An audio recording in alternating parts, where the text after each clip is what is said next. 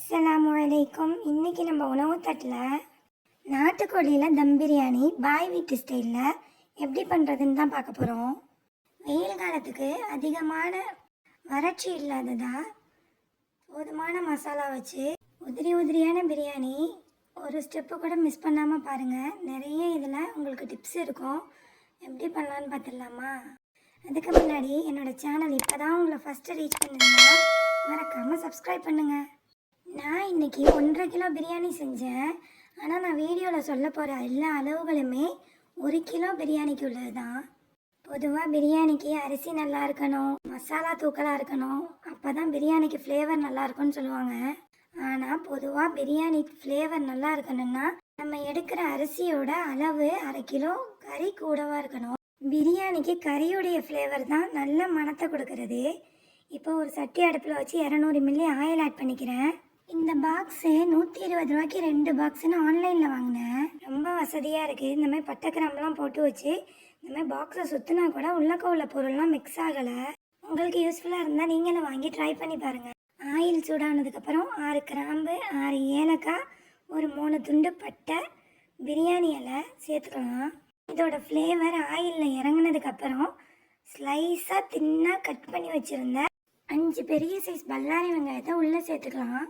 பிரியாணியோடைய பாதி ஃப்ளேவரே நம்ம வெங்காயத்தை வெட்டுறதுலையும் அதை வதக்கிறதுக்கு கொடுக்குற டைம்லையும் தான் இருக்குது. வெங்காயத்தை போட்டு அதை நல்லா வதங்காமல் எந்த ப்ராசஸும் ஸ்டார்ட் பண்ணாதீங்க. இப்போது அந்த ஆயிலுடைய சலசலப்பு நீங்கினதுக்கப்புறம் ஒரு 50 ml கீ உள்ளே ஆட் பண்ணி இப்போ ஒரு 1/2 ஸ்பூனு உப்பு ஆட் பண்ணால் சீக்கிரமாகவே வெங்காயம் கலர் சேஞ்ச் ஆகி வரும். இது கண்டிப்பாக 10 நிமிஷம் பிடிக்கும் வெங்காயம் கலர் டர்ன் ஆகி வர்றதுக்கு. இப்போ ஒரு 50 கிராம் போல் முந்திரி உள்ளே சேர்த்துக்கோங்க. இதை வதக்க விட்டுட்டு நம்ம சைட் டிஷ்ஷையும் சைடில் ரெடி பண்ணிகிட்டு இருந்தேன். மாங்காய் பச்சடியும் ஒரு சைட் டிஷ்ஷான ஈரல் கிட்னியும் சைடில் வெந்துட்டு இருந்துச்சு. மூடி போடாமல் ஆயில்லையே இந்த வெங்காயத்தை ஃப்ரை பண்ணிக்கலாம். இப்போ 10 நிமிஷத்தில் இந்த மாதிரி கோல்டன் ப்ரௌனாக வந்ததுக்கப்புறம் கடைசியாக கார்னிஷ் பண்ணுறதுக்காக கொஞ்சம் இதில் நம்ம முன்கூட்டியே எடுத்து வச்சுக்கலாம். இந்த மாதிரி வெங்காயம் வதங்கினதுக்கப்புறம் நீங்கள் பிரியாணி ஆக்குனீங்கன்னா உண்மையாகவே அந்த பிரியாணி நல்ல ஃப்ளேவர்டாக இருக்கும். இப்போ இது கூட ஒரு 150 gram ginger garlic paste add பண்ணிக்கலாம். இஞ்சி பூண்டு பேஸ்ட்டை பச்சை வாசம் போனதுக்கப்புறம் 6 பழுத்த தக்காளியை குட்டியாக கட் பண்ணி உள்ளே சேர்த்துக்கோங்க. அவசியம் பழுத்த தக்காளியாக சூஸ் பண்ணிக்கோங்க. 1 கப் அரிசிக்கு 1 மிளகாவை தான் கீரி உள்ளே சேர்த்துக்கோங்க. உங்கள் காரத்துக்கு ஏற்ப 1-2 கூட வேண்டாலும் சேர்த்துக்கலாம். ஒரு கைப்பிடி அளவு மல்லி, புதினா எல்லாத்தையும் போட்டு நல்லா கிளறி விட்டு இந்த எண்ணெயிலேயே நல்லா மசிய விடலாம். இந்த டைமில் நம்ம அரிசியை களைஞ்சிட்டு ஊற வச்சுக்கலாம். நான் பாஸ்மதி அரிசி தான் எடுத்திருக்கேன். அது 1/2 மணி நேரம் நல்லா ஊறுனா போதுமானது. நம்மளுடைய காய்களுமே நல்லா எண்ணெயில் வதங்கிருச்சு. இப்போ ஃப்ரெஷ்ஷான ஒரு கப்பு தயிர் உள்ளே ஆட் பண்ணிக்கிறேன். இந்த டைமில் ஒரு 2 டேபிள் ஸ்பூன் தனி மிளகாய் தூள் உள்ளே சேர்த்து நல்லா வதக்கிக்கலாம். இந்த காய்கறிகள் இந்த ஆயில்லையே நல்லா வதங்குற அளவுக்கு டைம் கொடுத்து வதக்கிக்கோங்க. நிறைய வீடுகளில் ஜீரகத்தூள் போட மாட்டீங்க. பிரியாணிக்கு ஜீரகத்தூள் கண்டிப்பாக போடணும். 1 டேபிள் ஸ்பூன் ஜீரகம், 1 டேபிள் ஸ்பூன் மிளகு, 1 table spoon garam masala, 3/4 spoon மஞ்சத்தூள் போட்டு தேவையான அளவு உப்பு போட்டு அந்த மசாலாவை நல்லா பொரிய விட்டுக்கலாம். ஆயிலில் மசாலா நல்லா ஃப்ரை ஆனதுக்கப்புறம் நம்ம கழுவி சுத்தம் பண்ணி வச்சுருந்த கோழிக்கறிகளை உள்ளே சேர்த்துக்கலாம். உப்போட அளவை துல்லியமாக சொல்ல முடியாது. ஒவ்வொரு வீடுகளுக்கு தக்கன உப்பு உரப்பு ஜாஸ்தியாகவும் குறையும். நீங்கள் அதுக்கு தக்கன டேஸ்ட்டு பார்த்து அட்ஜஸ்ட் பண்ணிக்கோங்க. இந்த ஆயில்லையே இந்த கறியை ஒரு 10 நிமிஷம் வேக விடுவோம். இது நல்லா தண்ணி விட்டு இந்த மாதிரி இந்த மசாலாவை உள்ளே இழுத்து வேகும். மசாலா அடி பிடிச்சிடாமல் அடிக்கடி இந்த மாதிரி கிளறி விடுங்க. இந்த மாதிரி தண்ணி பிரிஞ்சு வந்ததுக்கப்புறம் அரிசிக்கு தேவையான அளவு தண்ணியில் பாதி தண்ணி உள்ளே சேர்த்துக்கலாம். கோழி அதிகம் தண்ணி விட்டுருந்தா அட்ஜஸ்ட் பண்ணி சேர்த்துக்கோங்க. 1க்கு 1.5 வீதம் 5 கப்பு அரிசிக்கு 7.5 கப்பு தண்ணி தேவைப்பட்டுச்சு. இதில் நான் ஒரு 4 கப்பு தண்ணியை உள்ளே ஆட் பண்ணி இந்த கறியை நல்லா கொதிக்க விட்டுக்கிறேன். இப்படி செய்கிறதுனால மசாலாவுடைய ஃப்ளேவர் கறியில் நல்லா இறங்கும். கறி இழைச்சி போகாமல் இருக்கும். அரைவாசி கறி வெந்ததுக்கப்புறம் மீதம் இருந்த தண்ணியும் உள்ளே ஆட் பண்ணி நம்ம கொதிக்க விட்டுக்கலாம். இப்போ தண்ணி நல்லா கொதிச்சிருச்சு. கறியுமே 3/4 பாகத்துக்கு வெந்துருச்சு. ரொம்ப கறியை அழிய விட்டுறாதீங்க. அதே மாதிரி கோழி கறியை குக்கரில் போடாதீங்க. குக்கரில் போடுறதா இருந்தால் ஒரே ஒரு விசில் கொடுங்க. இந்த அளவுக்கு வெந்ததுக்கப்புறம் ஊறிக்கிட்டு இருக்கிற அரிசியை வடிச்சிட்டு உள்ளே சேர்த்துக்கலாம். ஆப்பையை இந்த மாதிரி தண்ணி உள்ளே விட்டுட்டு அரிசியை மேலே கொட்டினா தண்ணி மேலே தெரிக்காது. அப்புறம் பிரியாணிக்கு இருக்கட்டும் எதுக்காக இருக்கட்டும் நீங்கள் அரிசியை ஊற போட முன்னாடி 2 தண்ணி சுத்தமாக களைஞ்சிட்டு ஊற போடுங்க. அரிசி ஊறினதுக்கப்புறம் களைஞ்சிங்கன்னா அரிசி உடஞ்சிடும். எந்த ஒரு பிரியாணியாக இருந்தாலும் ஒரு 3 தடவை நம்ம திறந்து கிண்டி விடுற மாதிரி இருக்கும்.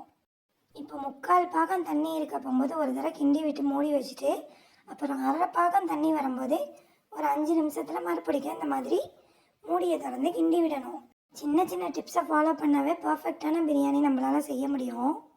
எந்த ஃபுட் கலர்ஸுமே ஆட் பண்ணாமல் நம்ம கொடுத்த மசாலாலேயே பர்ஃபெக்டான பிரியாணியோட கலர் நம்மளுக்கு கிடைக்கும். இப்போது 3வது டைமு லாஸ்ட்டாக தண்ணியும் அரிசியும் ஒரே மாதிரி வந்திருக்கும். இந்த டைமில் நம்ம கிண்டி விட்டு தம் போட்டுற வேண்டியது தான். ரொம்ப தண்ணியாக இருக்கும்போது நீங்கள் தம் போட்டிங்கன்னா சோறு குழஞ்சிரும். ஸோ 90% தண்ணி அப்சர்வ் ஆனதுக்கப்புறம் நீங்கள் தம் போடுங்க. இந்த டைமில் நம்ம பொரித்து வச்சுருந்த வெங்காயம் அப்புறம் மல்லி புதினா தலைகளை உள்ளே சேர்த்து ஒரே விருந்துக்காக சமைக்கும் போதே நம்ம அதில் எவ்வளோ ரிச்னஸ் ஆட் பண்ணாலும் அது தப்பாகாது. ஸோ நான் ஆலிவ் ஆயில் ஒரு 2 டேபிள் ஸ்பூன் டாப்பிங்கில் ஆட் பண்ணிக்கிட்டேன். இது முற்றிலும் ஆப்ஷனல் தான். இப்போது லிட்டை க்ளோஸ் பண்ணி ஒரு வெயிட்டான பொருளை மேலே வச்சு 1/4 மணி நேரத்துக்கு நீங்கள் தம் போட்டுக்கோங்க.